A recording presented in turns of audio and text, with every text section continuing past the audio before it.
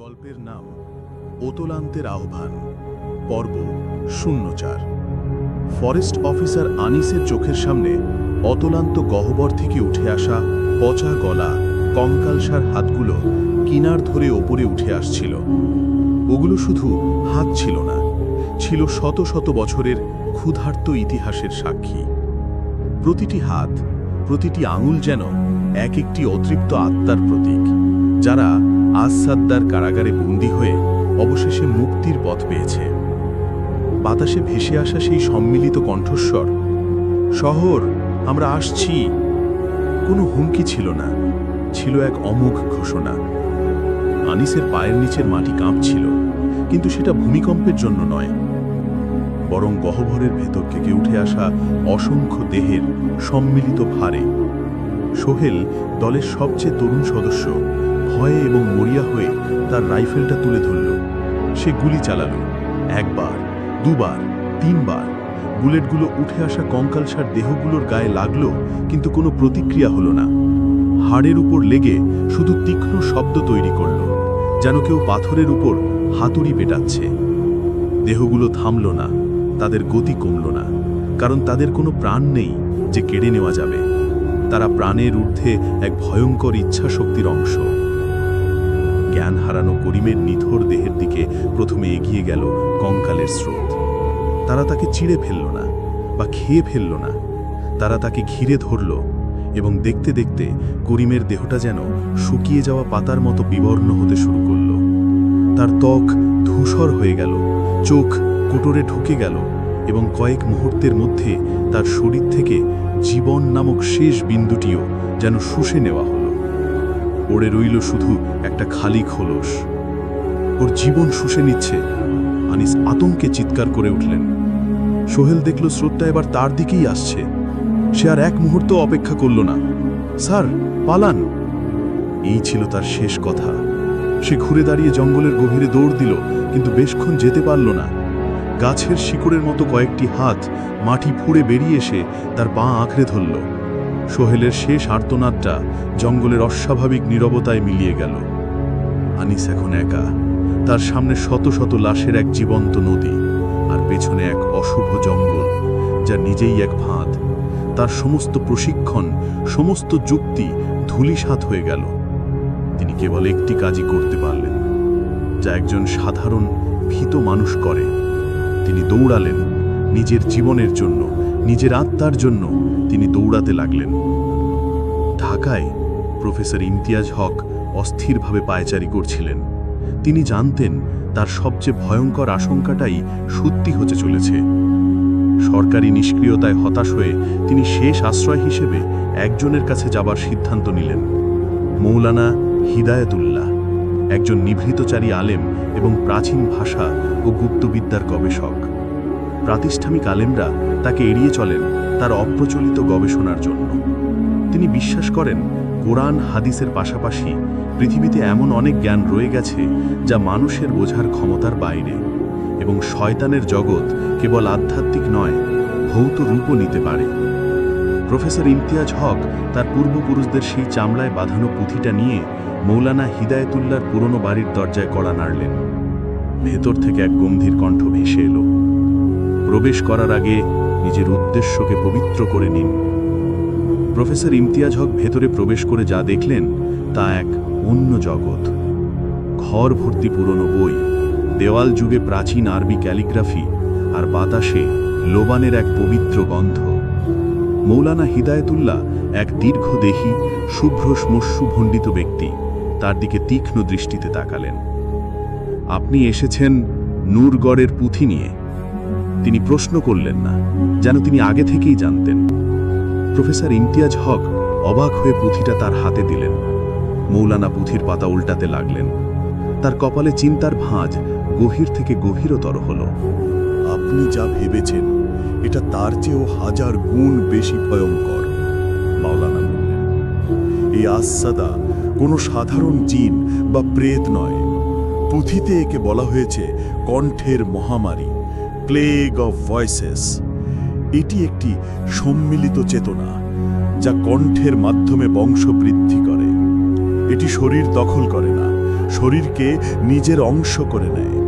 এর লক্ষ্য কোনো একক মানুষকে হত্যা করা নয়, বরং মানব সভ্যতাকে নিজের প্রতিধ্বনিতে পরিণত করা। প্রতিনিধি ইমতিয়াজ হক কেঁপে কেঁপে জিজ্ঞেস করলেন, এর থেকে বাঁচার কি কোনো উপায় নেই? মাওলানা পুঁথির একটি নির্দিষ্ট পাতায় এসে থেমে গেলেন। পাতাটি প্রায় মুছে গেছে, কিন্তু কয়েকটি শব্দ পড়া যাচ্ছে। সে ভয় পায় শব্দহীন বাক্যকে, ভয় পায় সেই নামকে যা উচ্চারিত হয় না, কেবল অনুভূত হয়। ভয় পায় ইসমে আজমের নীরব প্রতিবিম্বকে। শব্দহীন বাক্য, এর মানে কি? প্রফেসর ইমতিয়াজ হক জিজ্ঞেস করলেন। আমি জানি না, মাওলানা হিদায়াতুল্লাহ চোখ বন্ধ করে বললেন, কিন্তু আমাদের খুলি বের করতে হবে, কারণ এই সত্তা এখন আর নূরগড়ের কারাগারে বন্দী নয়।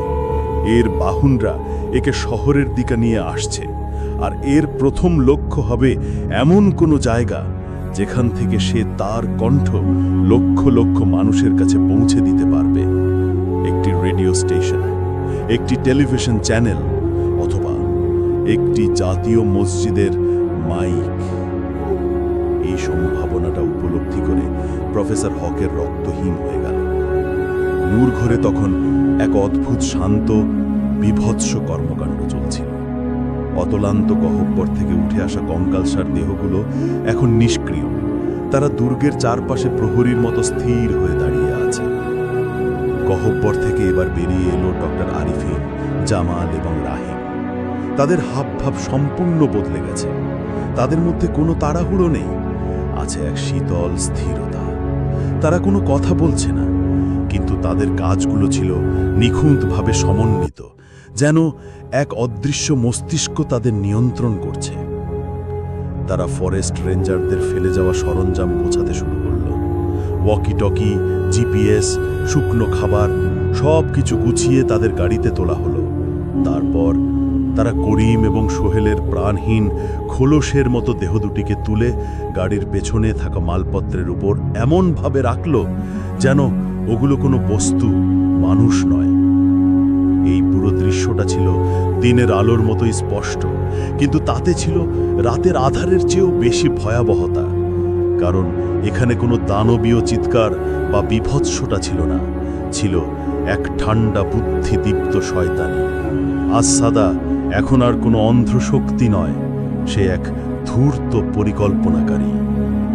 সব কিছু গোছানো শেষে ডক্টর আরিফিন গাড়ির চালকের আসনে বসলেন। তার পাশে বসল রাহিম, পেছনে জামাল। আরিফিন গাড়িতে চাবি ঘোরাতেই ইঞ্জিনটা পরিচিত শব্দে গর্জে উঠল। হেডলাইটের তীব্র আলো অন্ধকারের বুক চিরে সামনের পথকে আলোকিত করল। গাড়িটি ধীরে ধীরে নূরগড়ের ধ্বংসস্তূপ পেছনে ফেলে মূল রাস্তার দিকে এগোতে লাগল। এক অভিশপ্ত প্লেগ মানুষের রূপ ধরে সভ্যতার কেন্দ্রে প্রবেশ করার জন্য তার যাত্রা শুরু করল। এদিকে অফিসার আনিস প্রায় 10 ঘন্টা ধরে জঙ্গলের ভেতর দিয়ে দৌড়াচ্ছেন। তার শরীর ক্ষতবিক্ষত, গলা শুকিয়ে কাঠ। তিনি পথ হারিয়েছেন, কিন্তু তার একটাই লক্ষ্য, জঙ্গল থেকে বের হয়ে কাউকে খবর দেওয়া। তার মস্তিষ্ক তখন ভ্রম আর বাস্তবতার মধ্যে দুলছে। তিনি কখনো তার সহকর্মীদের ডাক শুনছেন, কখনো বা তার নিজের স্ত্রীর কণ্ঠ, যে তাকে ফিরে আসতে বলছে। তিনি জানেন এগুলো ছলনা। আসাদা তার সাথে খেলা করছে, তাকে মানসিকভাবে দুর্বল করে দিচ্ছে। অবশেষে যখন তিনি প্রায় হাল ছেড়ে দিয়েছেন, তখন তিনি জঙ্গলের শেষে একটি পিচ ঢালা রাস্তা দেখতে পেলেন। তিনি তার শেষ শক্তিটুকু এক করে রাস্তার ওপর এসে দাঁড়ালেন। তিনি কাঁদছেন। তিনি জানেন না এরপর কি করবেন। ঠিক তখনই তিনি দেখলেন দূর থেকে একজোড়া হেডলাইট এগিয়ে আসছে, একটি গাড়ি। আশা, কৃতজ্ঞতা আর স্বস্তিতে আনিসের চোখ দিয়ে জল গড়িয়ে পড়ল। তিনি রাস্তার মাঝখানে দাঁড়িয়ে হাত নাড়তে লাগলেন। গাড়িটা তার সামনে এসে থামল। এটা তাদেরই অফিসিয়াল জিপ। গাড়ির চালকের পাশের জানালাটা ধীরে ধীরে নিচে নামল। ভেতরে বসে আছে ডক্টর আরিফিন চৌধুরী। তার মুখে এক অমায়িক পরিচিত হাসি। অফিসার আনিস, আপনি এখানে? আমরা তো আপনাকে খুঁজেই হয়রান। কি হয়েছে আপনার? জঙ্গলে পথ হারিয়েছিলেন বুঝি? আনিসের মুখ আতঙ্কে সাদা হয়ে গেল। তিনি কথা বলতে পারলেন না। তার চোখ চলে গেল গাড়ির পেছনের দিকে। তিনি দেখলেন মালপত্রের ওপর চাদর দিয়ে ঢাকা দুইটি মানব আকৃতির বস্তু, আর তাদের পাশে বসে আছে জামাল এবং রাহিম। তারা তিনজনই তার দিকে তাকিয়ে আছে, নিষ্প্রাণ, পলকহীন চোখে। তাদের চোখগুলো যেন জ্বলছে না, বরং আলো শুষে নিচ্ছে। আরিফিন আবার শান্ত গলায় বললেন, দেখুন, ভয় পাবেন না। যা হয়েছে তা একটি আকস্মিক ঘটনা। এখন সব ঠিক আছে। আসুন, ভেতরে আসুন। আমরা শহরে ফিরছি। আপনাকে আপনার পরিবারের কাছে পৌঁছে দেওয়াটা আমাদের দায়িত্ব। আরিফিনের কণ্ঠস্বর ছিল নিখুঁত, সহানুভূতিশীল, কিন্তু আনিস সেই কণ্ঠস্বরের পেছনে লুকিয়ে থাকা হাজারো আত্মার সম্মিলিত আর্তনাদ শুনতে পাচ্ছিলেন। তিনি বুঝতে পারছিলেন তিনি এক ভয়ঙ্কর নির্বাচনের মুখোমুখি। যদি তিনি গাড়িতে না ওঠেন, তাকে হয়তো এখানেই মরতে হবে। আর যদি ওঠেন, তাহলে তিনি স্বেচ্ছায় প্লেগের বাহকের সাথে যাত্রা করবেন। তিনি কি করবেন তা ভাবার আগেই আরিফিনের মুখ থেকে একটি শেষ বাক্য বেরিয়ে এলো, যা আনিসের মেরুদণ্ড দিয়ে ভয়ের এক হিমশীতল স্রোত বইয়ে দিল। আরিফিনের ঠোঁট নড়ে উঠল, কিন্তু যে কণ্ঠস্বর ভেসে এলো তা ছিল আনিসের নিজের মৃত মেয়ের কণ্ঠ, যাকে তিনি 5 বছর আগে ডেঙ্গুতে হারিয়েছিলেন।